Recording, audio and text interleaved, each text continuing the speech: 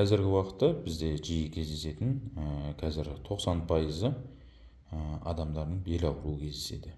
Ең көп кездесетін ауру түрі. Неге десеңіз, бүкіл салмақтардың барлығы ауру көтергенде, суықтағанда көп жағдайда осы белге әсер етеді. Содан кейін алған жарақаттар, травмалар болуы мүмкін. Тура осы суретте кездескендегіндей, белдің өз ауруы мүмкін адамдарда. Ал кейбір адамдарда мына аяққа қарай тартып ауырады. Мына бізде көп көмбек тұрған седалищный нерв деп аталады. Адамның организмдегі ең үлкен нерв жүйесі. Осы бел омыртқадан қысылған кезде аяқта ұю да болады. Аяқтың артынан тарту да болады. Қақсап, сырқырап, сыздау да болады. Бұл көп жағдайда протрузияда кездеседі. Содан кейін межпозвоночный грыжа дейді, бел омыртқасының грыжасында кездеседі.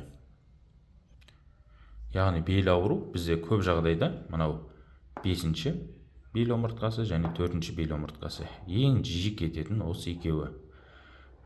Сіздерге айтылғандай, симптомдары қалай ауырады, даже кіші дәретке әсер етеді. Еркек адамдарда предстательная железа дейді, яғни простатит кездеседі. Әйел адамдарда көбінесе етеккірлер ерте тоқтап қалады, климакс уақытынан ерте. Бізге келіп емделіп правка жасағаннан кейін етеккірлердің циклдары қайтадан келеді. Көп жағдайда адамдар қатты суықтайды, болмаса стресс алады, болмаса травма алады. Сондай жағдайда етеккір тоқтап қалады. Көп жағдайда осы застой болады, застой. Осыны правка жасап түзейткен кезде барлығы қалпына келеді. Біз осы бел омыртқа, кеуде омыртқасы және мойын омыртқасы барлық қысылған жерлердің барлығын емдейміз. Барлық сұрақтарыңыз бойынша WhatsApp-қа өтсеңіздер болады. Профильде телефон номері жазылған.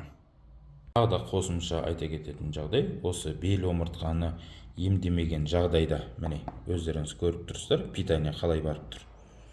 Тура осы бел омыртқаны емдемеген жағдайда жиі кездеседі.